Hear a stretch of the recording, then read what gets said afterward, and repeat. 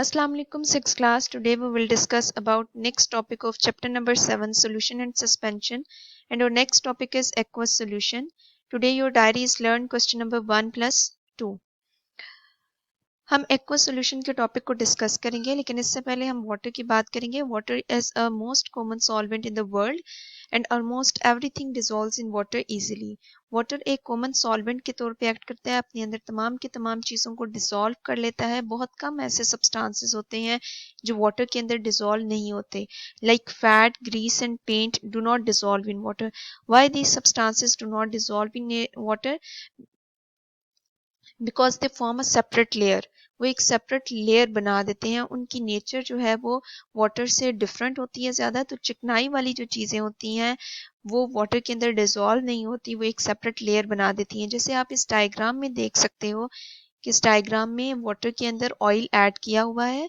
Oil जो है वो उसके अंदर डिसॉल्व नहीं होगा, बल्कि एक सेपरेट लेयर बना देगा टॉप पर वाटर के.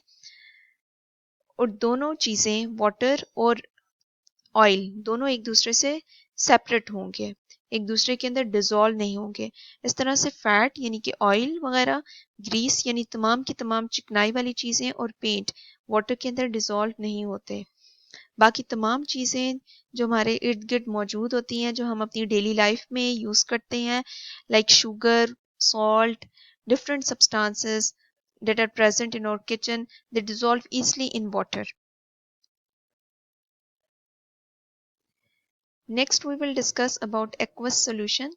The word aqueous is taken from the term aqua. Aqua means water. जहाँ पर भी aqua का word आएगा उसका मतलब है water. तो aqueous solution is that type of solution in which water act as a solvent. इस तरह का सोल्यूशन जिसके अंदर वाटर सॉल्वेंट के तौर पे एक्ट करता है वो एक्वस सोल्यूशन कहलाता है. जैसे आप इस डायग्राम में देख सकते हो कि हम वाटर सॉल्वेंट के तौर पे ले रहे हैं और इसके अंदर हम सॉल्ट को ऐड कर देते हैं. सॉल्ट सोल्यूट के तौर पे एक्ट करता है. जब हम सॉल्ट को इसके अंदर डिसॉल्व कर देते हैं तो उसके रिजल्ट में हमारे पास सॉल्ट सोल्यूशन की फॉर्मेशन होती है. क्योंकि हमने इस प्रोसेस के अंदर वाटर को एज ए सॉल्वेंट यूज़ किया है तो इस वजह से हम सॉल्ट सोल्यूशन को एक्वस सोल्यूशन का नेम देंगे. Similarly, we see a lot of solutions in our daily life like sugar solutions, कंचमी, जूस, टैंग. आप डिफरेंट सब्सटेंसेस अपने घर में बनाते हो. ये सब के सब सब्सटेंसेस जो होते हैं, सब के सब जो सॉल्यूशंस होते हैं, इनके अंदर हम वाटर को एज अ सॉल्वेंट यूज़ करते हैं और इनके अंदर बाकी तमाम सब्सटेंसेस को डिसॉल्व करते हैं, उनके अंदर यानी कि हल करते हैं. इस तरह से वाटर जो है वो सॉल्वेंट के तौर पे एक्ट करता है. अगर हम किचन से निकलकर अगर हम वॉशिंग की बात करें, हम कपड़े धोते हैं तो उसके अंदर हम जो डिटर्जेंट्स यूज़ करते हैं यानी सरफ वगैरह यूज़ करते हैं, उसको भी हम पानी के अंदर डिसॉल्व करते हैं.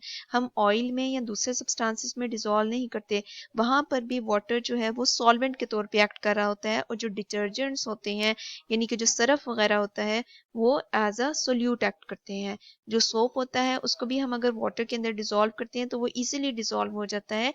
इस तरह से वो जो सोप है वो सोल्यूट के तौर पे एक्ट करता है और water as a solvent act करता है. Now open your books, page number 68.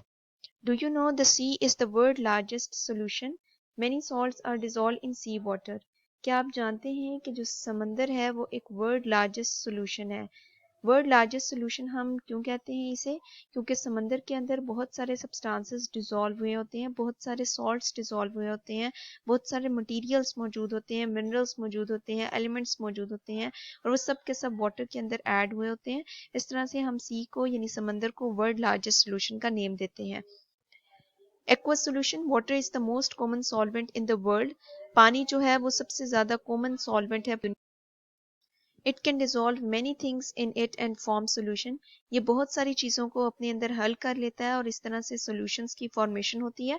However grease, paint and fats do not dissolve in water. लेकिन ग्रीस, पेंट और फैट्स डिसॉल्व नहीं होते वाटर में. A solution in which water is the solvent is known as an aqueous solution. ऐसा solution जिसमें water solvent के तौर पे एक्ट करता है वो एक्वस सोल्यूशन कहलाता है. Aqua means water. एक्वा का मतलब होता है water. Can you name a few aqueous solution? क्या आप कुछ एक्वस सोल्यूशंस के नेम बता सकते हैं? हम अपनी डेली लाइफ में बहुत सारे सब्सटेंसेस ऐसे यूज़ करते हैं जिसके अंदर हम वाटर को एज ए सॉल्वेंट एक्ट करते हैं.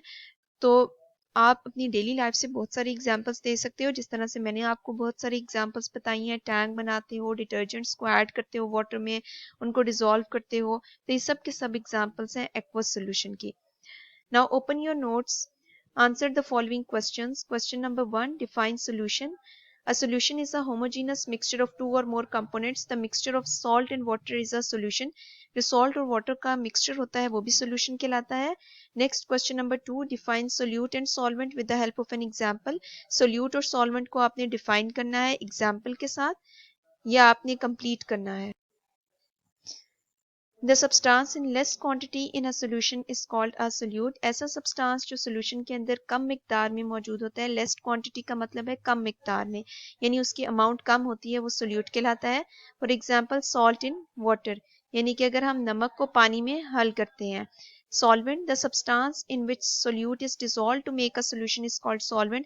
ऐसा substance जिसके अंदर हम solute को dissolve करते हैं वो सॉल्वेंट के तौर पे एक्ट करता है, वो सॉल्वेंट कहलाता है। जैसे अगर हम सॉल्ट और वाटर का सोल्यूशन बना रहे हैं तो सॉल्ट अगर सोल्यूट के तौर पे एक्ट कर रहा है तो water as a solvent act करेगा। यहाँ तक आपने क्वेश्चन नंबर 1, क्वेश्चन नंबर 2 याद करने हैं अच्छी तरह से, और आप इनको रफ कॉपी पर लिखना है या फिर आप लूज शीट पर लिखोगे। Thank you.